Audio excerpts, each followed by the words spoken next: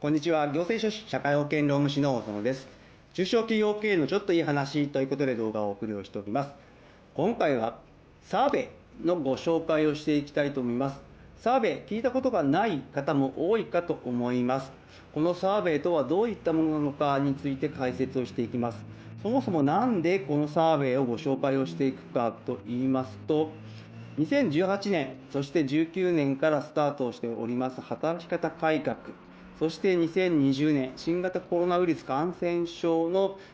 問題を経て、今に至るわけですけれど、コロナが明けた後にはですね、人手不足、生産性向上、業務効率化、リスキリング、そういったところが広く求められてきているといった状況で、やはり従業員一人一人の生産性を高めて、企業への貢献度を高めていかなければいけないというステージに来ている状況ではありますけれど、一方で、やる気を失う日本社員ということで、日本の企業には熱意あふれる社員というのが非常に少ない、やる気のない社員が非常に多いという調査結果もあります。こういった状況の中で、従業員のやる気を引き出し、熱意あふれる社員にしていく、そして業績貢献するような社員を育てていくといったときに、どのような手法があるかといったところで、かなり悩んでいる会社も多いのではないでしょうか。その活路を見出す一つの手法として、サーベイというのを活用していただきたいと思います。このサーベイ、会社の健康診断に該当するものではあります。サーベイで会社の今を知って、次の手を打つステップにしていただければと思います。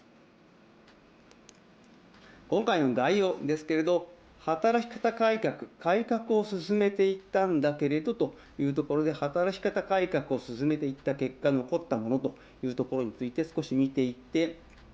今、やる気を失う日本社員ということで、やる気のない社員、熱意あふれる社員がいない日本企業、そういった調査結果というのが発表されております。こちらの調査結果をご紹介をした上で、今回ご紹介をするサーベイとはどういったものなのか、そしてこのサーベイの活用方法を見て、最後に注意点とまとめという形になります。働き方改革、2019年から法改正をされて進めていった。2019年には年次有給休暇の取得義務化ということで5日使わせるようにした。そして時間外労働の上限規制が適用に2020年からなったので、労働時間の削減も行っていった。過重労働による健康障害も影響してくるので、60時間を超えた場合は割増賃金というのが義務化をされたのが2023年。そして最低賃金に関しては、もう継続的にずっと毎年毎年引き上がっていくといった状況になっている。今はですね、1500円平均を目標に進んでいるといった状況、賃上げもしていっているといった状況で、今会社の中で抱えている課題というのは、業務を効率化しなさい、生産性を上げなさい、人材がいません、そして最低賃金の引き上げによって人件費が高騰、円安の影響もあって、資材価格も高騰している、そして生活様式、価値観の変化によって売上が低迷している、低調しているといった状況、このような中で会社は何をしていったらいいのか、働き方改革を進めていっても何も改善されないという声が非常に多く聞かれる状況になってきました。すなわちですね、働き方改革は、そのベース、土台なので、これから必要なのは働く意識の改革ということで、働きがい改革の方に着手をしていかなければいけないと。そしてこの働きがい改革といったところにですね、どのような手を打っていっていいのかがわからない会社が非常に多いといった状況。ここにサーベイというのを活用してもらえればと思います。そして従業員のやる気、モチベーションを高めていって、企業業績に貢献をしていくといった施策を打たなければいけないんですけれど、一方で、その会社で働く従業員は、非常にやる気をなくしているといった状況になっています。こちらは2017年、今では有名になりましたけれど、アメリカのギャラップ社といったところが発表した調査結果になります。熱意あふれる社員が会社にどのくらいいるかといった調査結果になり、全139カ国で調査を行いました。その結果ですね、日本はほぼビリの132位。日本の企業の中で熱意あふれる社員というのは 6% しかいないという調査結果が発表されました。全世界の全企業平均でいくと、全体の 15% に対して、日本では熱意あふれる社員は 6% という衝撃的な調査結果。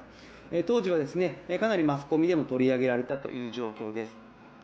また、やる気のない社員というのは会社の中で 70% といった形で、やる気のある社員は 30%、なおかつ全体で熱意あふれる社員は 6% しかいないという調査結果になっております。これはですね、この会社の調査だからそうなんじゃないかという意見もありますけれど、実はですね、他の調査をやっても、日本の会社員のやる気のなさというのは突出しているという状況になっております。そして、働き方改革を進めてコロナが終わって、2022年の調査結果というのが改めて発表されましたけれど、そうすると、働き方改革を進めている中でもかかわらず、熱意あふれる社員というのが、以前の 6% から 5% に低下をしたといった調査結果が出ております。したがって働き方改革を進めていっているだけでは、日本の社員の熱意あふれる社員というのも依然減っている、増えていかないという状況になってきて、ここに対してどのような手を打っていっていいのかといったところに悩む会社が多いという状況で、今回ご紹介するのがサーベイというものになってきます。このサーベイという言葉自体は昔から以前からあるものになります。物事の全体像ですとか現状を把握するために広い範囲で行う調査になります。調査になりますので、アンケートなどもサーベイの一つという形になります。そして、サーベイ、いろんな種類があります。今、日本で一番、広まっているのはストレスチェックではないでしょうか。一部の企業では義務化されておりますけれど、このストレスチェックについてもサーベイの一種という形になります。その他ですね、アセスメントサーベイ、評価をするようなサーベイですね、こういったところもありますけれど、今注目をされているのは、赤枠で囲っていますけれど、エンゲージメントサーベイ、組織サーベイですとか、従業員サーベイと言われるものになっております。こちら、注目されるきっかけは、もちろん先ほどのゲラップ社の調査の結果、従業員のエンゲージメントが大事といったところで広く知られるようになってきました。これを受けて、2018年、厚生労働省の方でもエンゲージメントの重要性に関するレポートというのを発表をしております。したがって、このエンゲージメントを高めていくためにはといったところで、サーベイが活用されるようになってきました。では、このエンゲージメントサーベイですけれど、どういったものなのかについて少し詳しく見ていきます。働き方改革、そして新型コロナウイルス感染症を経た上で、今、企業に残されている課題というのは、人手不足、そして生産性向上、売上関係でいきますと、価値観の変化によってそれに対応することが必要と、そういう部分が、残されていますけれど、どのような手を打っていっていいのかといったところで、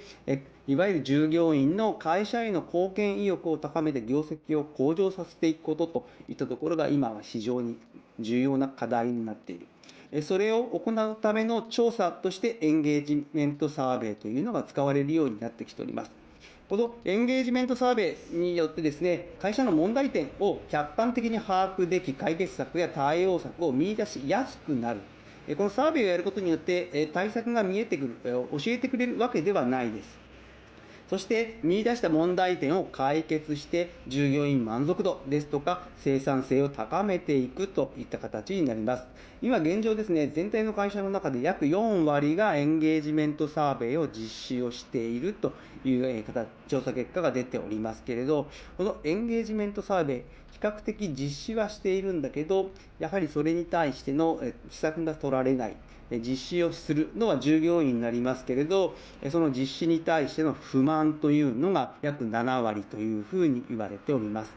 この7割の方のうちの約4割がですね、回答をしたのに、その課題だとか不満に対する解決策が実行されない、実施されないといった、いわゆるやりっぱなしに対する不満が高まっているといった状況になっております。やはりですね、調査をしたらその結果を公表、フィードバックをして、それに対する施策というのをセットで行わなければ、エンゲージメントサーベイやる意味がありませんので、なかなかそこまでやるというのは大変という形になります。では、エンゲージメントサーベイ、どういうふうに活用していったらいいかといったところですけれど、今、エンゲージメントサーベイ、非常に多くの会社が提供しております。大事なのは結果をどのように利用するか、そしてその活用の結果ですね、施策をして、さらにその成果を定期的にチェックをしていくことが大事ではあります。そして、このエンゲージメントサーベイですけれど、非常に多くの会社が提供しておりまして、金額的には数十万円から数百万円、いろいろ幅がある。また、アプリなどでもありますけれど、月契約をしなければいけないといったところで、非常になかなかとっつきにくいといった状況ではあります。また、その結果をですね、自分たちで考えなければいけないところも難しいという状況で、今回一つご紹介をするのは、東京都で実施をしている事業にはなりますけれど、働き方改革パワーアップ応援事業というのがあります。こちら、サーベイですね、2回まで無料で行える。また、その結果に対して専門家を派遣をセットで行いますので、5回のフォローという形でサーベイをして現状把握をする。そして、その解決の伴走もですね、専門家が一緒に行っていくといった形になりますので、こちらですね、非常にいいものになりますので、活用していただければと思います。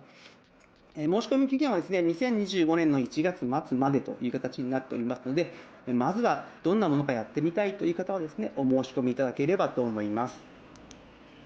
そして最後に注意点とまとめになりますけれど、従業員満足度との違いですけれど、この従業員満足度は、ただ従業員が会社の制度ですとか、労働環境に対して満足しているかどうかといったところを測る指標になりますので、業績貢献は考えていないというものになります。そして、働きがい改革というのは、働き方改革をきちんと行った上での次のステップになりますので、まずは今までの働き方改革の成果というのを確認をしてみてほしいと思います。今後ですね、一層人材の多様化ですね、広がっていきますので、そこへの対応というのが求められてきます。そして、それぞれの人材の貢献意欲を高めていく取り組みが必要になってきますので、サーベイ活用してほしいと思います。今回の内容が明日からの経営にちょっとだけ役に立つことを願っております。ご視聴ありがとうございました。それではまた次回。